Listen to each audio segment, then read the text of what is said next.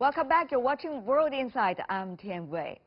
Just one digital coin, especially Bitcoin, is currently worth nearly 8,000 US dollars, which has many people around the world eager to invest in it. Born from blockchain, cryptocurrency is becoming more mainstream. This year, China's central bank ramped up its focus on cryptocurrency, preparing to launch its own digital currency. Is this a harbinger of a financial evolution? How will it revolutionize the industry in China and abroad? Let's turn to our panelists, real experts in the field, to get to know more.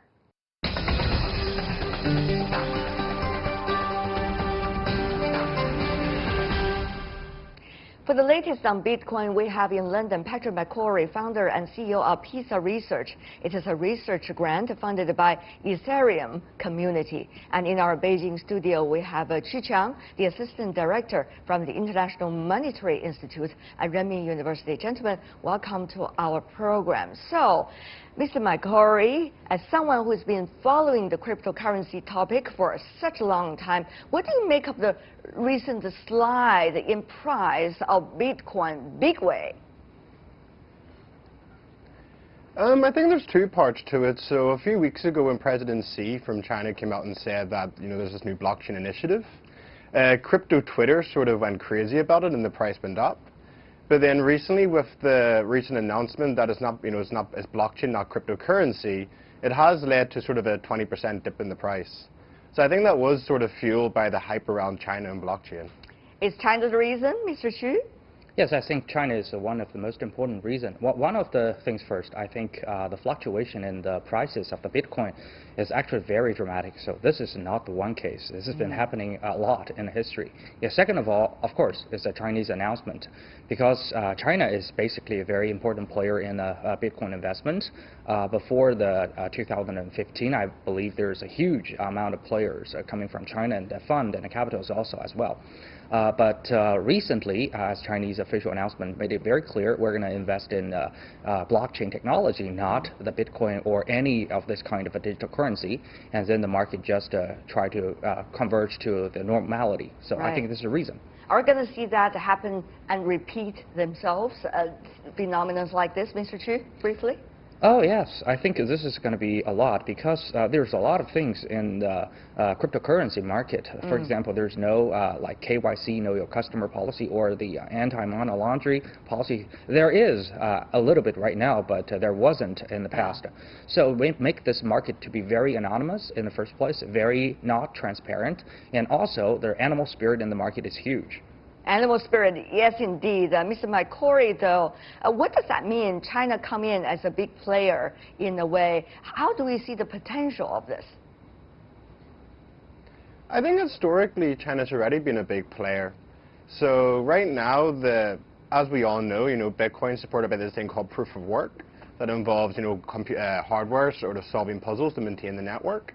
Currently, around 70% of that hardware is actually produced out of China. And some of the Chinese mining pools are the biggest in the world. So for the past 4 or 5 years, China's already been a big player in this space. And I think that's just going to increase over time. Mr. Chu, now China is testing, the central bank issued the digital currency electronic payment, the DCEP in other words. So how gradual or incremental is this process? How should the rest of the world understand the speed of it and the spirit with which China is testing it? Well, I think they're still in the trying out phase, of course. What does that trying out phase mean? They're trying to build up the models for the technologies. For example, what kind of method they were going to use for the encrypto. And also, we're trying to make the currency very safe for sure, because this is probably, if it is going to become true, it's probably going to be the number one or the first sovereignty, cryptocurrency. So we're going to make sure it's going to be very safe, because financial security concerns every corner in the economy in the whole country, and also will have a strong spillover effect over the world to every and each one who uses Chinese renminbi. And this is for the first thing. So they're trying to build the technology models to try, is this going to be very tough? Is it going to be very secure? No hacker's going to break it through? And also, they're going to try it on the financial aspects. For example, how we're going to use this? Because you have to understand, a lot of people are just, they're saying we already have the Alipay, we already got the WeChat Pay, we got the PayPal. The electronic payment. Yes, we already got the digital payment. Why we bother even to develop another extra so-called electric payment, or we call it electric or crypto renminbi? Why is that? Right. Because the thinking is that we try to empower those vulnerable groups, those poor people. In our world, you have to understand, even though we have 6 billion population in the whole world, but you have to understand there are only 1 billion people who actually can get into the service of the banking sector. You can only open a bank account when you have an income, but there's a huge amount of money, a huge amount of people who cannot afford to open a bank account. But with this cryptocurrency, sovereignty cryptocurrency, you don't need to have a bank account, but still you can enjoy the payment by your phone and etc. So this is going to benefit that certainly is the case, but that's been argued. But on the other hand, Ms. McCrory, it is also about whether the U.S. dollar, whether the euro will still be the dominating currency in the world. That's why there's so much debate, and some countries are certainly not necessarily that happy about all of these new options. Ms. McCrory? I mean, so far they're not very happy, are they? It sort of came up during the U.S. Senate with Facebook Mark Zuckerberg. One of the themes that came out of that was, should we allow the Libra, the Facebook currency, as because China's already going forward with their national currency? Is it a way to beat China in that regard? So they're not very happy at the moment in regards to that. Mr. Chu, of course, that would also put a question to China as to what the speed would China want or aspire to develop the area. But on the other hand, China, as you said, already have a very strong new electronic payment, such as through Alipay and also WeChat Pay. So what do you think? It seems that there are many factors mixed up together. Of course, I think your judgment is really correct. On one hand, China is doing this really slow. Because for my information, that the Central Bank of China is building up the technology model and every details in a very, very careful and cautious pace, because we want it to be very safe, very robust, and to make sure that it works. But on the other hand, they try to push this in a very, very ambitious way. Because why? Because if you want to use this payment inside and outside China, you got, just speed up everything. Because, if you're a Chinese citizen, if you want to use your currency outside China, you have to open a bank account outside China. But you see, according to the current very complicated and very strange banking regulatory all over the world, each country have different regulators. Right. And then make it extra hard for one citizen to open a bank account outside his own country, vice versa. So if we can achieve this great ambition, and then I think everybody can enjoy the international payment without so much, impediment. But Mr. Chu, capital flow out of the country has always been one of the most important, quote-unquote, danger considered by China's central bank of its financial security. So what about that? If that is optionable, for example, as a result of cryptocurrency or Bitcoin, there's likely to be many leeways to do exactly that. Yes, I totally agree with what you said. Here's the thing. You see, cross-border of the capital flow and the cross-border payment is actually two concepts. I think every country is very careful about cross-border capital flight. But actually for the cross-border payment, actually most of the countries actually try to encourage that, but only with two conditions you have to achieve. One is KYC, know your customer, and secondly is anti-money laundering. This is the two key factors. If you can make sure that these two important issues can be guaranteed, I think most of the countries will welcome this kind of fact. So that's why the Chinese country and the government try to be very careful and cautious to meet all these two factors and requirement basically required by all the banking sectors all over the world. Right. What you're talking about, Mr. Chu, reminds me of a very crucial issue. Mr. McCrory, therefore I want to go to you about that too. That is, we are still very much lack of legal framework and also international cooperation, collaboration framework or platform to see how cryptocurrency, Bitcoin included, likely to play it out and its impact on our economy and financial safety and situation. So, Mr. McCrory, IMF has been thinking about that, but also on a very slow and incremental pace. What do you think are likely to be the future? Immediate, of course, I'm talking about, not the long term. Well, cryptocurrency companies at the moment do legal arbitrage. Because for a lot of the innovations coming out of cryptocurrency companies, there's no real... A lot of the mainstream countries, like, the US, even China, UK, their regulatory framework isn't suitable for a startup in cryptocurrencies. So this has actually led a lot of companies to open up in Switzerland, Malta, Singapore, other jurisdictions where actually the regulation's much more compatible with what they're trying to do.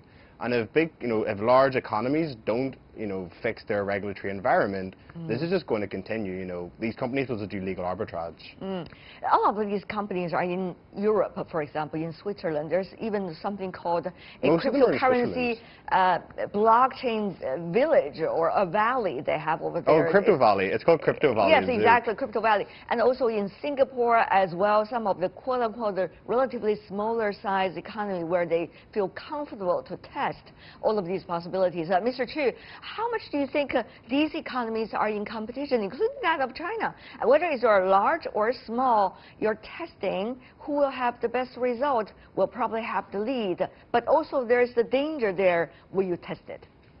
Well, according to my knowledge, that the money issuance power is actually one of the most important, well, if not the most, the core power a country would have to secure.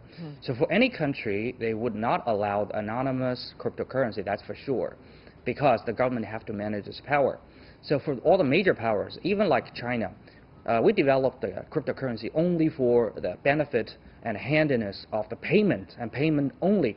It's just easy to spend, easy to do online shopping, and easy to buy some things overseas. That's it. Not for some further use, because you have to be very careful. But some other country with some other nature, they're probably going to try to welcome these policies in a very cautious way.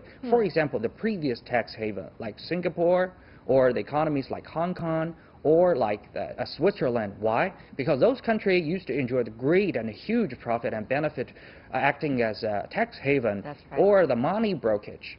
And here, guess what happened? America waged a huge law against the tax haven and required them to deliver all the anonymous information about the clients. And suddenly their position as the money haven has been lost.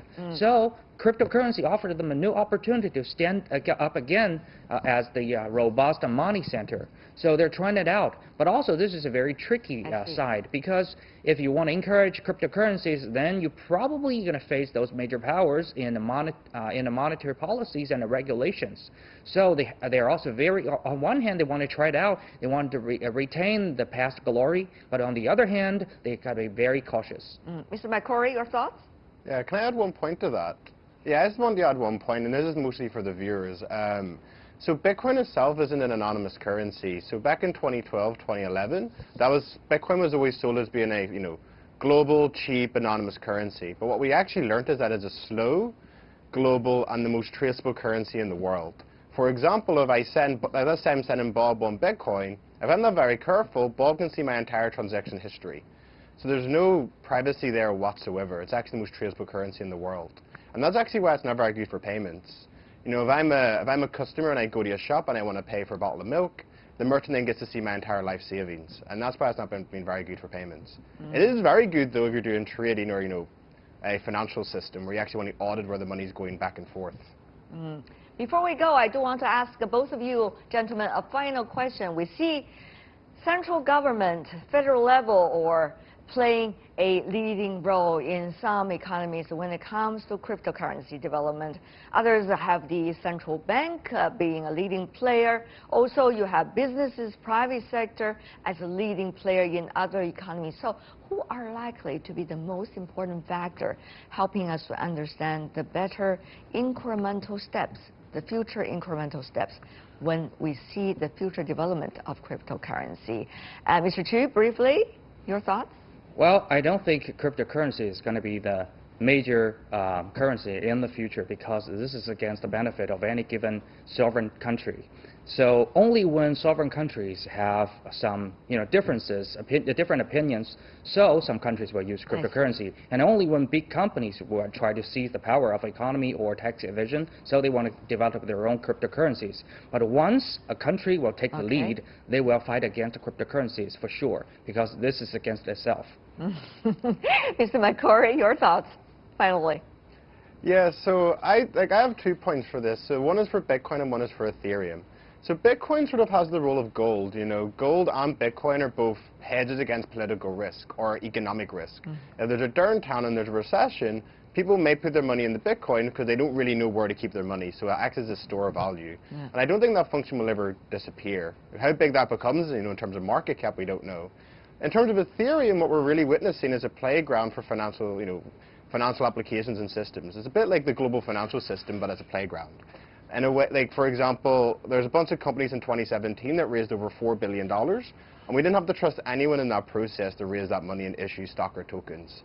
And if I were the Chinese government, I would look at Ethereum and those applications and think, how could we take this, put it on this grand scale, and build this new financial system where there's no key player in control of that? And that would be really the big innovation if a government could push that forward. All right. And legitimize that process. All right. Patrick McCurry, Chi Chang, I learned a lot. Thank you so much for sharing. Thank you. Thank you. I really appreciate it.